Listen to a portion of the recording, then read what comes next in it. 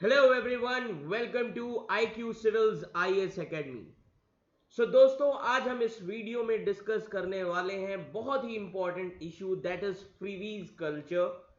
और freebie culture है क्या, किस तरीके से इकोनॉमी को, इंडियन इकोनॉमी को ये इंपैक्ट करेगा, समझ में आ रहा है। What are the reasons for the rise of freebie culture during the election. ये सारी चीजें आज हम इस सेशन में डिस्कस करने वाले हैं।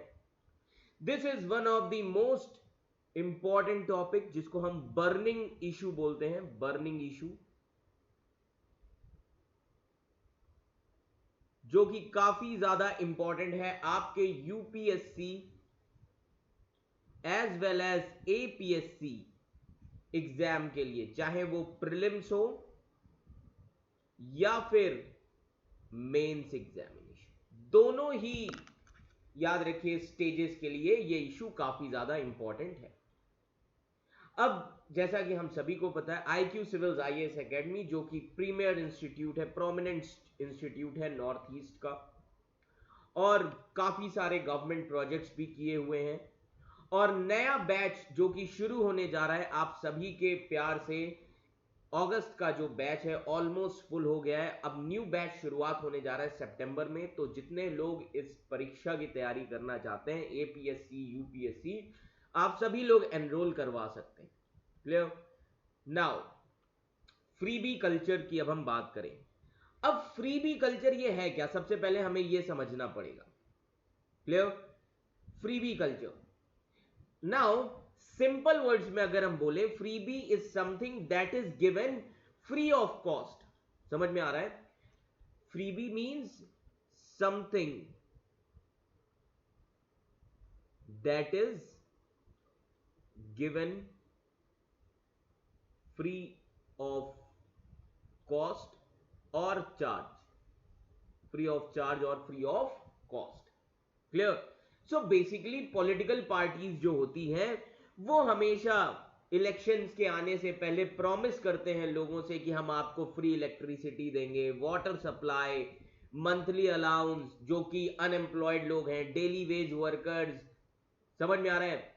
और इलेक्शन आने से पहले लैपटॉप, स्मार्टफोन्स, ये सारी चीजें डिस्ट्रीब्यूट की जाती है ताकि लोगों के वोट्स को सिक्योर कर सके। इसी को बोला जाता है freebie culture. Clear. This is a very nice term, I must say. States आज क्या हो गए, अब इसकी शुरुआत हुई कहीं ना कहीं से, पर्टिकुलर स्टेट से।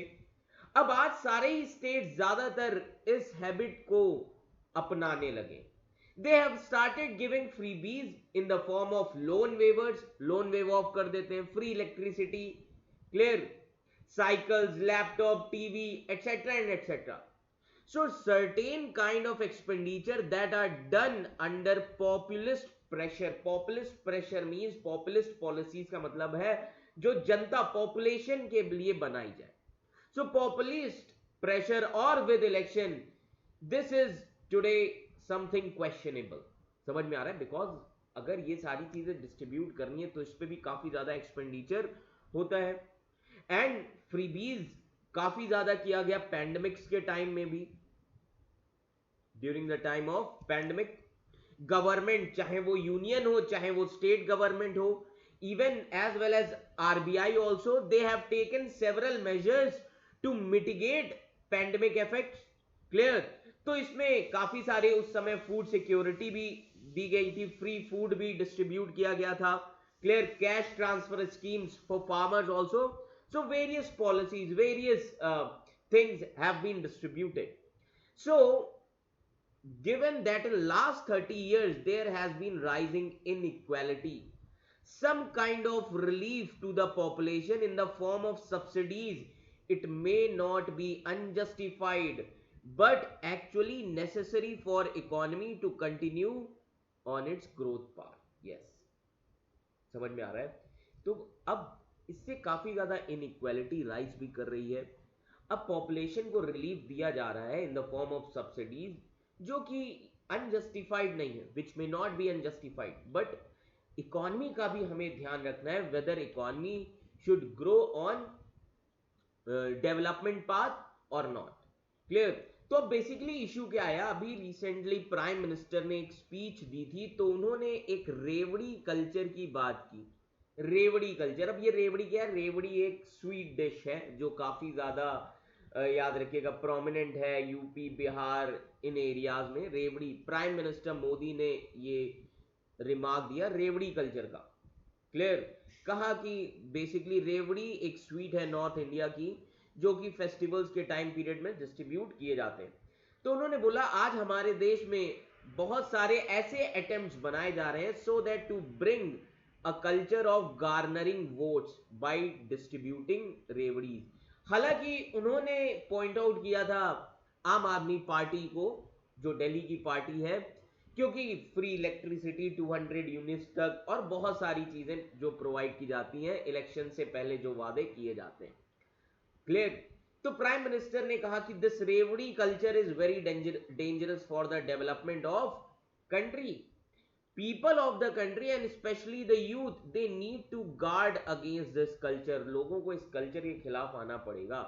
तो आज बेसिक जो इशू शुरू हुआ है, कंसर्न ओवर रेवड़ी कल्चर इन इंडियन पॉलिटिक्स। रेवड़ी कल्चर क्या है, जो फ्रीबी कल्चर है, इलेक्शन से पहले जो चीजें फ्रीली डिस्ट्रीब्यूट की जाती हैं उन पर बात उठाई गई है।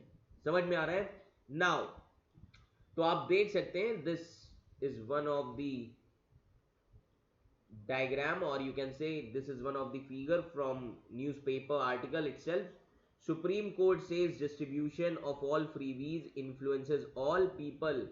It shakes the root of free and fair election. Yes, election should be free and fair, which is given in our constitution as well.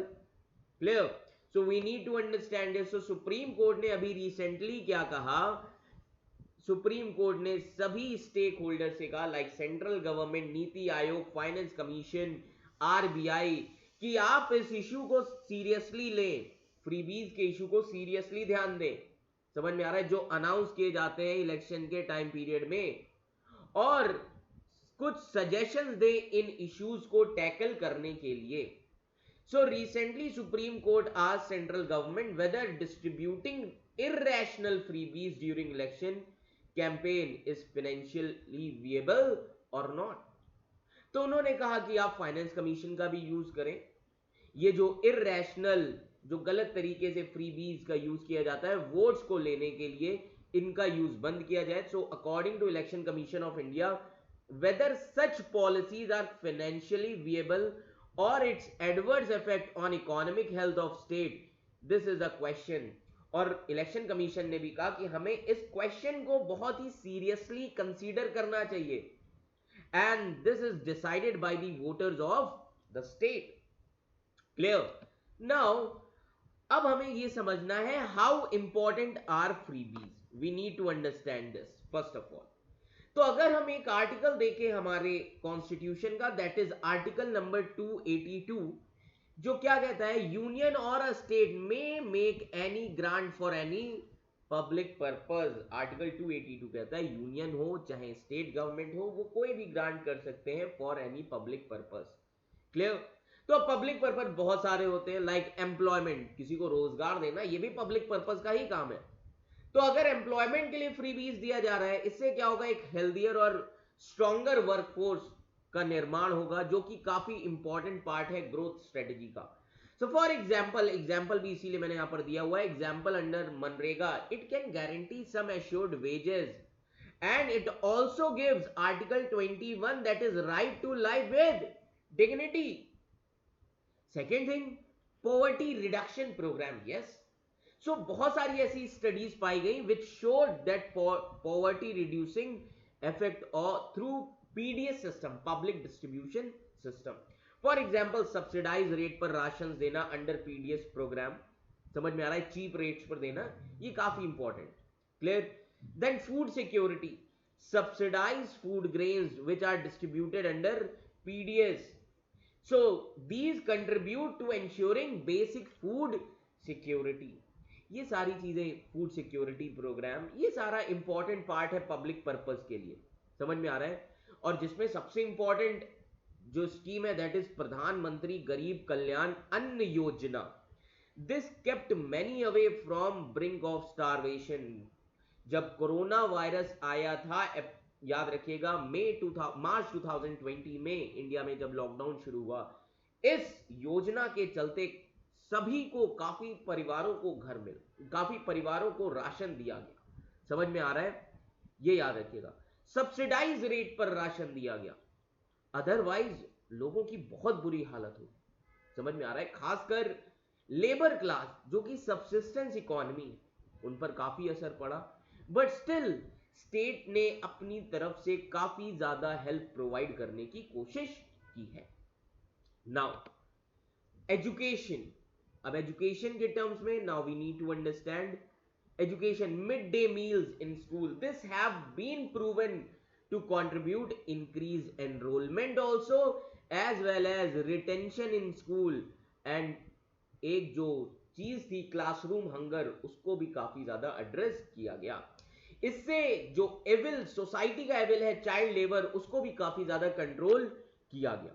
समझ में आ रहा है? ये याद रखिएगा। Now next is women empowerment. Yes, for example, Tamil Nadu government's free bus pass for women, it has encouraged more women to join the workforce. समझ में आ रहा है? Which is also leading to economically stable families and women's empowerment. इससे women's को आगे लाया गया वर्कफोर्स में। तो ये सारी चीजें काफी इंपॉर्टेंट है। इस सेंस में अगर हम देख रहे हैं तो फ्रीबीज का काफी पॉजिटिव इंपैक्ट है ग्रोथ एंड डेवलपमेंट पे। Then reduction in social evils also, for example introduction of free colour television in villages. इससे क्या हुआ? डोमेस्टिक वायलेंस काफी ज्यादा डिक्रीज हुआ, लोगों के अंदर एक जो जागरूकता आई, एंड इससे कहीं ना कहीं विमेन एम्पावरमेंट भी काफी ज्यादा शुरू हुआ। समझ में आ रहा है? लोगों ने चीजों को देखकर सीखा।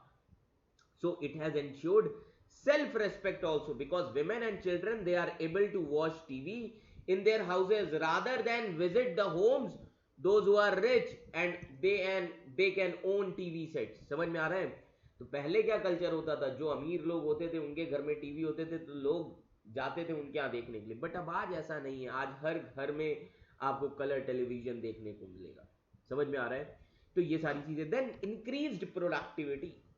Now increased productivity, try to understand subsidies like free laptops जो इशू किए गए, ये सारी चीजें। आज लैपटॉप्स क्या है? नेसेसिटीज है हर आदमी की, laptop, smartphones, because this is the world of digitalisation, this is the world of globalisation. So free laptops have now become necessities for increasing productivity, knowledge and skills. So small amounts given to the poor are called freebies. Clear? So freebies that the rich get through low tax rate and exemptions, they are referred as incentives. अब जो rich peoples को taxes में incentive, जो exemptions मिलते हैं, लो tax rates होते हैं, उनको इंसेंटिव्स कहा जाता है, और जो पुअर पीपल्स को कुछ अमाउंट दिया जाता है उसको हम कहते हैं फ्रीबीज। समझ में आ रहा है? सो बेसिकली फ्रीबीज ने काफी ज्यादा हेल्प की बूस्ट इंडस्ट्रियल ग्रोथ ऑल्सो।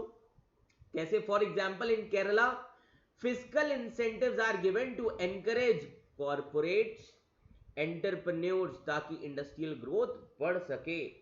इसीलिए अब फ्रीबीज पर एक केस भी आया था, उस केस का नाम है Subramaniam Balaji versus government of Tamil Nadu 2013। Note कर लीजिएगा, बहुत इंपॉर्टेंट केस है for your UPSC. You can mention this case as an example for GS paper 2। Clear?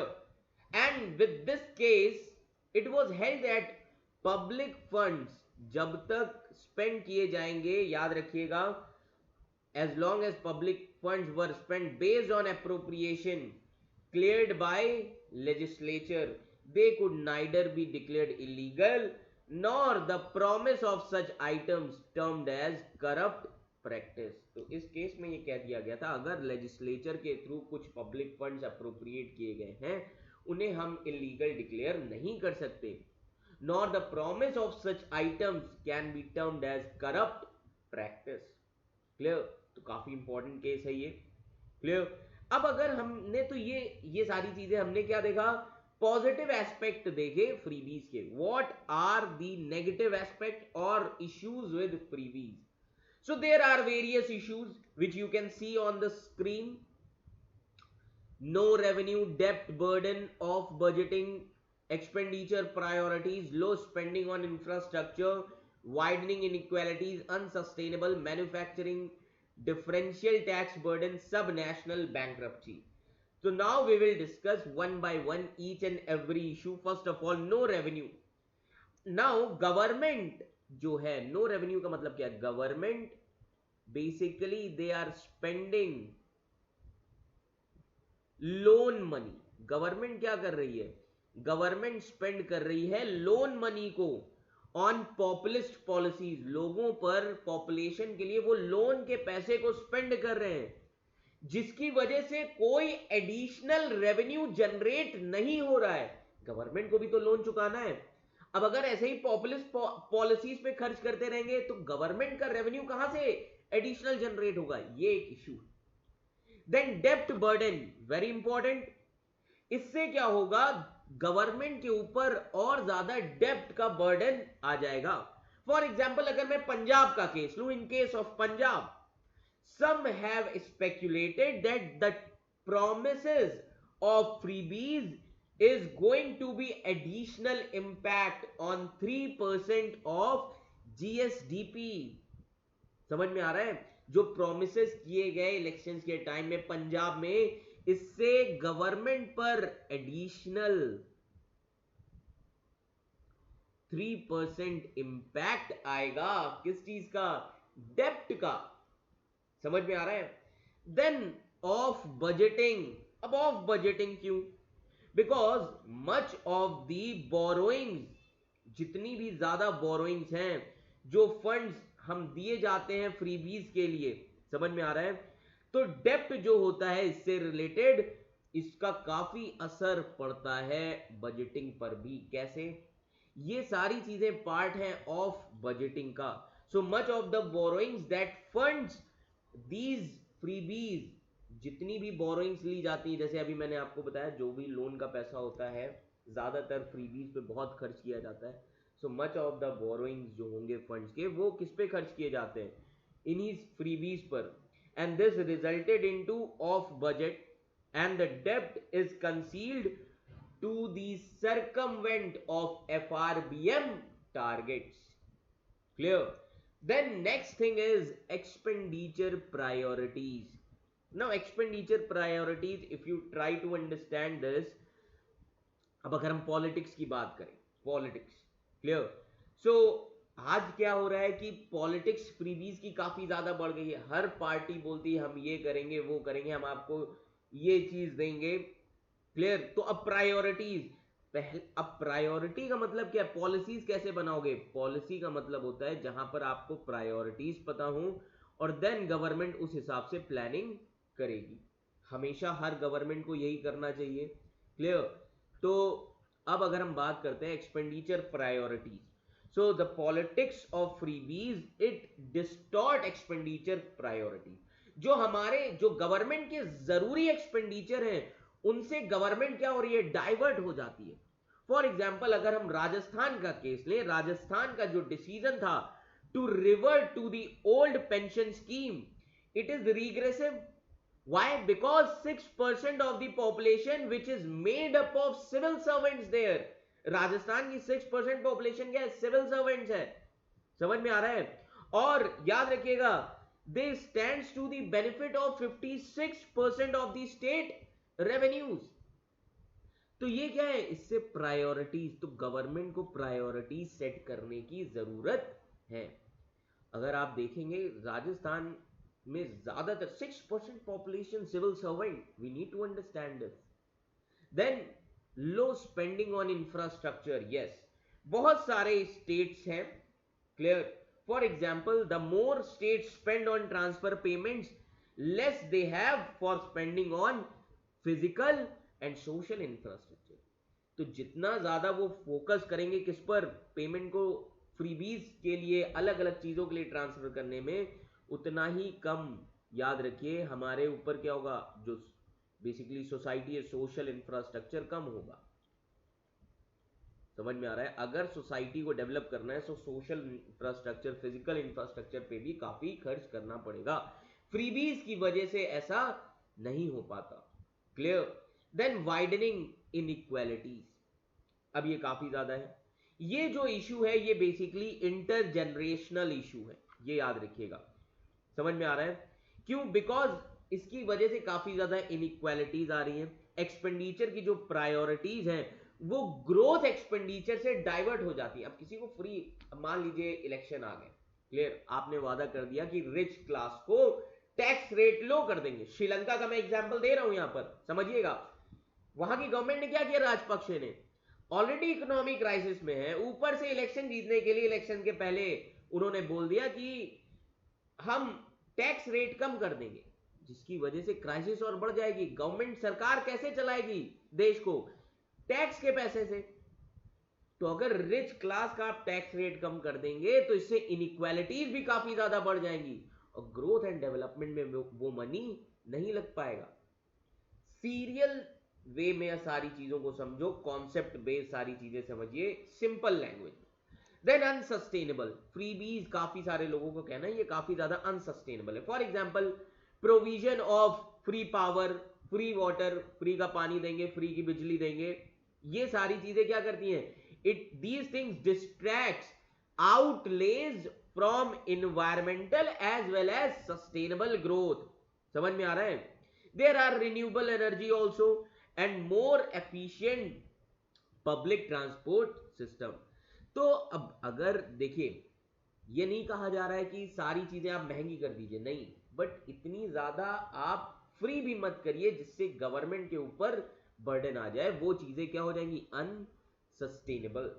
Than manufacturing, अब फ्रीबी क्या करता है? क्वालिटी को काफी ज्यादा गिरा देता है और कॉम्पिटिटिवनेस जो होती है मैन्युफैक्चरिंग सेक्टर की, वो याद रखिएगा एफिशिएंट और इफेक्टिवनेस से खत्म होने लगती है। समझ में आ रहा है? तो आज अगर इंडिया को, भारत को मैन्युफैक्चरिंग सेक्टर को स्ट्रॉन्ग करना है तो सबसे जरूरी चीज क्या है? कि हमारे मैन्युफैक्चरिंग सेक्टर के बेस को काफी कॉम्पिटिटिव बनाया जाए। कॉम्पिटिटिव। तो आज फ्रीबीज क्या लाता है? इनकॉम्पिटिटिवनेस। तो फ्रीबीज को अगर हम यहीं पर कंट्रोल करेंगे तो हमारा मैन्युफैक्चरिंग सेक्टर भी कॉम्पिटिटिव होगा। Then differential tax burden, very important thing. Government याद रखिएगा ज्यादा से ज्यादा किस पर रिलाय होती है? इनडायरेक्ट टैक्सेस पर। Indirect taxes. So basically, government seems to rely on indirect taxes. Government rely more on indirect taxes. समझ में आ रहा है? ये याद रखिएगा। Then direct taxes. तो याद रखिए, अगर प्रोपेल करना है more and more freebies at the cost of tax payer, तो इस पे बर्डन किस पर आएगा? टैक्स पेयर पर आएगा, अगर गवर्नमेंट ज्यादा फ्रीबीज का कल्चर अडॉप्ट करेगी। देन सब national bankruptcy, very important. This raises the question of whether time has come to consider the recourse mechanism like sub-national bankruptcy. तो ये कुछ सारी चीजें, इसीलिए फाइनेंस कमीशन, तो आप ये देख सकते हैं पहली चीज, दिस डायग्राम, ये सारी चीजें ज्यादातर क्यों होती हैं? वोट्स के लिए, फ्रीबीज। तो अब अगर मैं बात करूं एनके सिंह, एनके सिंह, आप सभी को पता होगा ये कौन है? NK Singh, the chairperson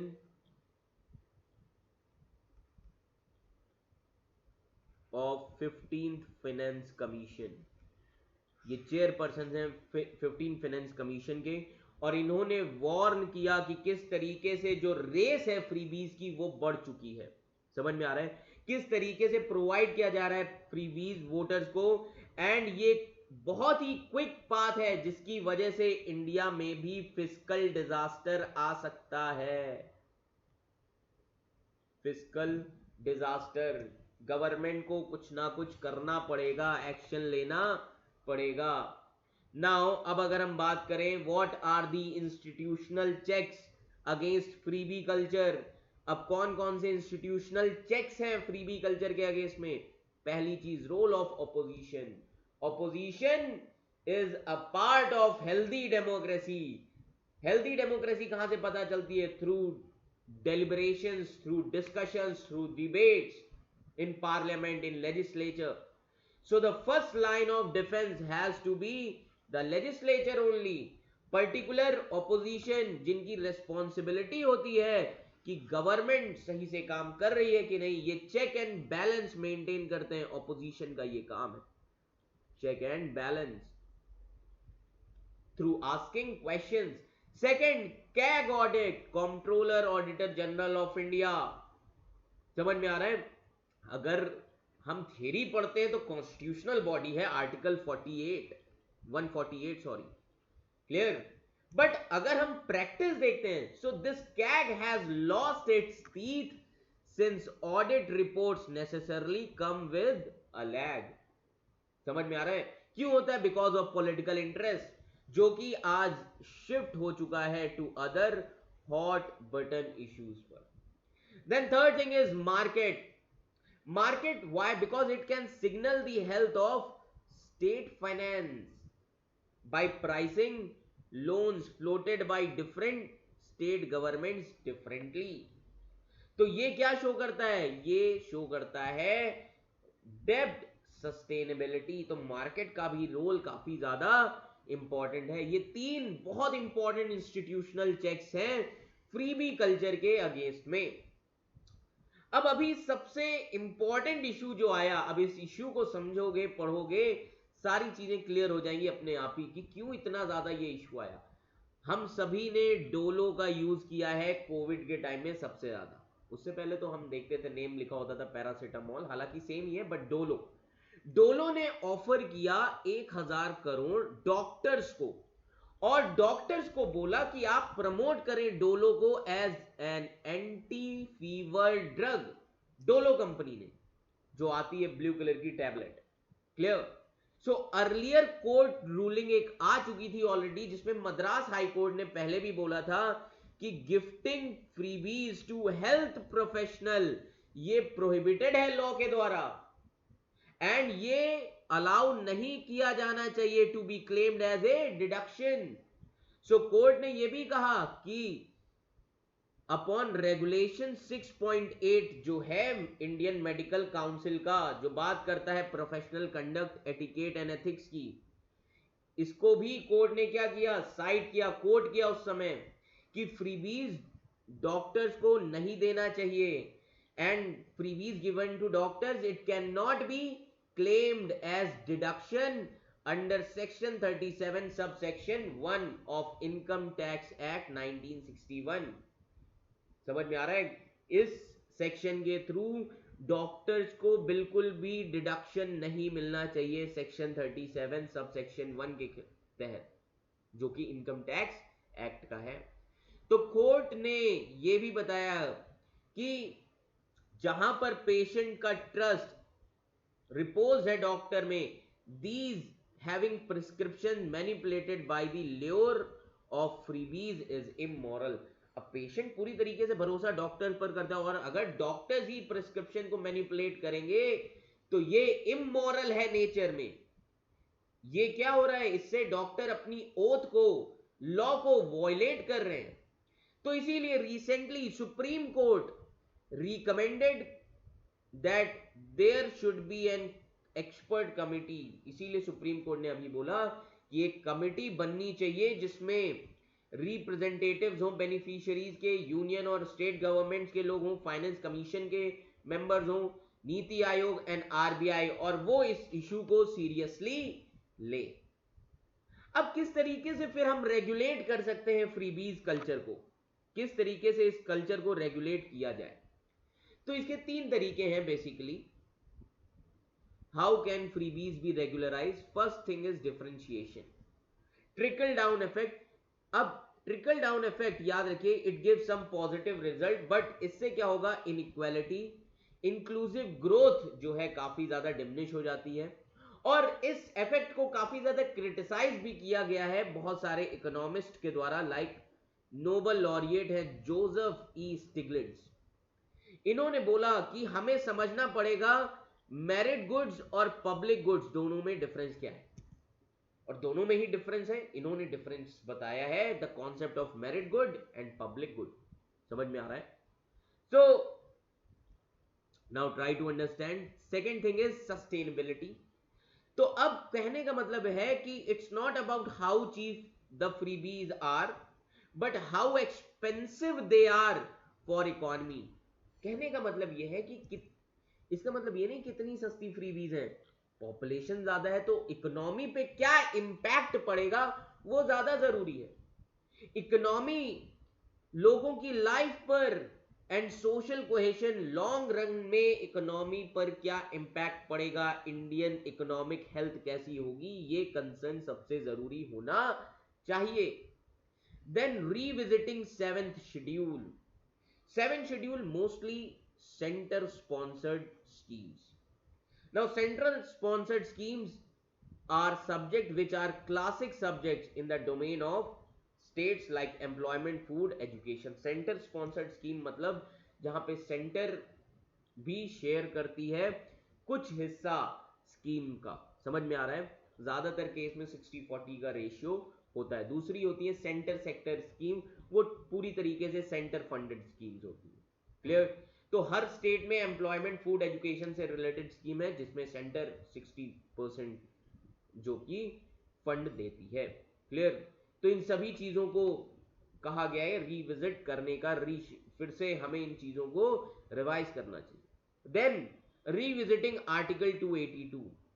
article 282, अब जो आर्टिकल 282 है जिसमें कहा गया है कि हमें पता होना चाहिए कि अब यूनियन और स्टेट को पैसा प्रोवाइड करना है पब्लिक पर्पस के लिए, दे सकते हैं, बट कॉन्स्टिट्यूशन में के तहत हमें यह भी देखना चाहिए constitution has been used and misused for having all centrally sponsored scheme की उन चीजों का कितना यूज हो रहा है, कितना मिसयूज हो रहा है, ये भी हमें देखना जरूरी है। Then amendment of FRBM, very important. Now FRBM acts of the centre as well as state, इसको अमेंड करने की जरूरत है ताकि और ज्यादा कंप्लीट डिस्क्लोजर हो लाइबिलिटीज का। समझ में आ रहा है? On their exchequers. Then imposition of conditionalities. Now under the constitutions, states जो है, states are required to take center permission when they borrow. Yes, states को हमेशा से ही याद रखिएगा सेंटर की परमिशन लेनी पड़ेगी जब भी उन्हें पैसे बोरो करने हैं। Then declaration of financial emergency, ये काफी इंपॉर्टेंट चीज है। This is to ensure that prospect of financial emergency in case of gross and continuing fiscal irresponsibility, ये रियलिस्टिक भी हो सकती है। समझ में आ रहा है? एंड इससे याद रखिएगा पॉलिटिकल लीडरशिप में ऑल्सो फियर पनिशमेंट। तो फाइनेंशियल इमरजेंसी हो जाना मतलब पॉलिटिशियंस जो पार्टी है उन पर से लोगों का भरोसा हट जाएगा। Financial emergency is not a positive term. समझ में आ रहा है? तो ये हमेशा से ही एक डर भी रहता है पॉलिटिकल लीडरशिप में। समझ में आ रहा है? ये याद रखिएगा। तो ये कुछ सारी चीजें हैं। नाउ अब इससे रिलेटेड मैंने एक क्वेश्चन, ये प्रीवियस ईयर का है, बेसिकली इकोनॉमिक्स का क्वेश्चन है, हालांकि ये इशू पॉलिटिकल है, जीएस पेपर 2 से रिलेटेड है, बट ये क्वेश्चन आया था 2010 में। क्लियर? तो अभी हम इस क्वेश्चन को प्रैक्टिस करेंगे। तो फ्रीबीज बेसिकली क्या है? जो सारी चीजें फ्री ऑफ कॉस्ट दी जाती हैं। Clear everyone? फ्रीबी कल्चर, बहुत प्यारा नाम है ये, freebie culture, also known as revdi culture. Clear? तो ये याद रखिएगा। तो अगर मैं और इसमें करंट का ऐड कर दूं तो याद रखिए, ऑन आज डेट है 23 अगस्त, तो आज के ही दिन सुप्रीम कोर्ट ने एक और डिसीजन लिया है कि फ्रीबी कल्चर बहुत ही इंपॉर्टेंट मुद्दा है और इस मुद्दे को सीरियसली लिया जाए और सीरियसली इस पर डिबेट की जानी चाहिए। समझ में आ रहा है? ये याद रखिएगा। तो बेसिकली अगर मैं आपसे क्वेश्चन पूछूं, now questions related to mains, अब अगर मैं आपसे पूछूं व्हाट आर द रीजंस, अब क्या क्या रीजंस हैं for the rise of freebie culture during elections. Question ये पूछा जा सकता है आपसे, तो आप क्या लिख सकते हैं? अब आपने पूरा इश्यू पढ़ा, बिल्कुल सिंपल सी लैंग्वेज में मैंने आपको बताया, कैसे आपको क्या चीजें समझ में आएंगी. सबसे पहला जो इश्यू पॉलिटिक्स का ही आ जाएगा, that is criminalisation of politics. Criminalization of politics, very important thing, because according to ADR, that is Association for Democratic Reforms, इसमें क्या कहा गया था? इसमें इस रिफॉर्म के हिसाब से around 233 MPs in the current Lok Sabha, they are facing criminal charges. समझ में आ रहा है? ये याद रखिएगा. क्लियर? जिन्होंने काफी सारी चीजें, अब इन कैंडिडेट्स ने कहा जाता है डिस्ट्रीब्यूट किया था लिकर, मनी, गुड्स, ये सारी चीजें, ताकि वोटर्स को ये खरीद सके. Criminalisation of politics. समझ में आ रहा है? दूसरी चीज, अब दूसरा क्या रीजन हो सकता है फ्रीबी कल्चर का? Myopic opinion of masses. Second point आप ये लिख सकते हैं इसमें, मायोपिक ओपिनियन ऑफ मासेस. कहा जाता है कि Indian masses they vote and react more on short term freebies. समझ में आ रहा है? And less on long term freebies. Indian masses ज्यादातर जो तुरंत मिल रही है चीजें शॉर्ट टर्म, उस पर ज्यादा भरोसा करते हैं. अब इलेक्शन अगर आएंगे तो आपने मान लीजिए पूरी एक जगह पर लैपटॉप बच्चों को दिलवा दिए, वो सब आप ही को वोट देंगे, क्योंकि वो लंबे समय के ग्रोथ एंड डेवलपमेंट के बारे में नहीं सोचते. समझ में आ रहा है? तो इसको हम बोलते हैं myopic opinion of masses. Very important thing. Then domino effect. Domino effect, अब ये काफी ज्यादा इंपॉर्टेंट है. Domino effect. डोमिनो इफेक्ट, अब जब इंडिया में, जब आप पोस्ट इंडिपेंडेंस पढ़ते हैं जीएस पेपर 1 में, पोस्ट इंडिपेंडेंस जीएस पेपर 1, तो इसमें आप पढ़ते हैं 1991 का जो एरा है, एरा ऑफ कोलिशन पॉलिटिक्स.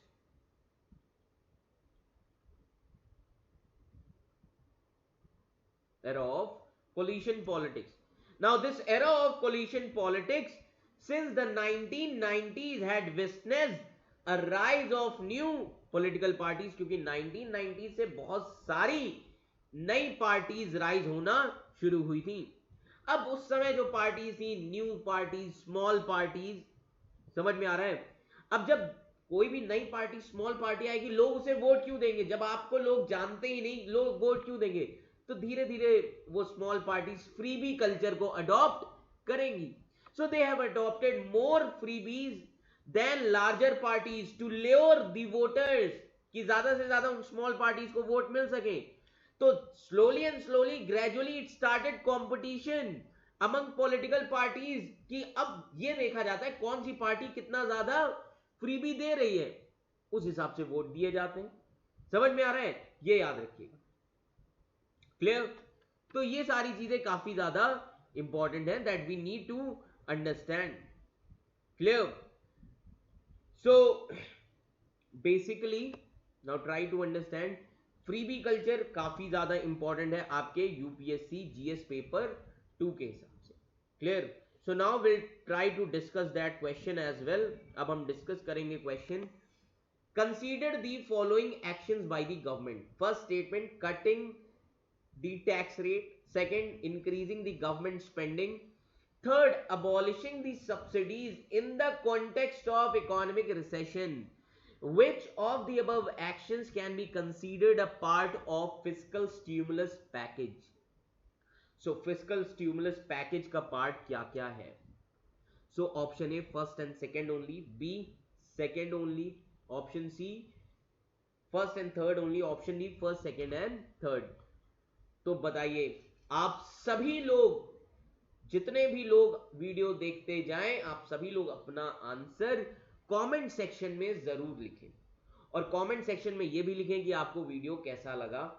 और ऐसे ही वीडियोस जो इंपॉर्टेंट इश्यूज हैं, ऐसे ही और वीडियोस लाने के लिए आप सभी लोग कमेंट करें कि ऐसे ही और वीडियोस आते रहें, ताकि आपके लिए इससे हमें भी काफी ज्यादा इंस्पिरेशन आपसे मिलेगी। Clear? So the correct answer is option A 1 and 2 only. ये काफी ज्यादा इंपॉर्टेंट। अब याद रखिएगा, abolishing the subsidies in the context of economic recession. Economic recession जिस टाइम पीरियड में सबसे ज्यादा जनता को जरूरत होगी किसकी? सरकार की। So abolition of subsidies is a part of rationalising the expenditure. समझ में आ रहा है? From the side of government. So this is the step towards fiscal consolidation rather than fiscal stimulus. ये जो सब्सिडीज को अबॉलिश किया जाता है, ये ऑप्शन किस चीज का है? फिस्कल कंसोलिडेशन का, consolidation rather than fiscal stimulus. That is why this statement is wrong. So option A is the right answer. Clear everyone? So ये था आज इस सेशन में फ्रीबी कल्चर के बारे में जो कि हमने डिस्कस किया, और आशा करता हूं कि आप सभी को ये वीडियो काफी अच्छा लगा होगा, और ज्यादा से ज्यादा इस वीडियो को शेयर करें, चैनल को सब्सक्राइब करें और वीडियो को लाइक करें। और इस वीडियो से रिलेटेड क्वेश्चंस और नोट्स को डाउनलोड करने के लिए आप हमारे Telegram channel IQ Civils IAS Academy को ज्वाइन कर सकते हैं। Thank you so much.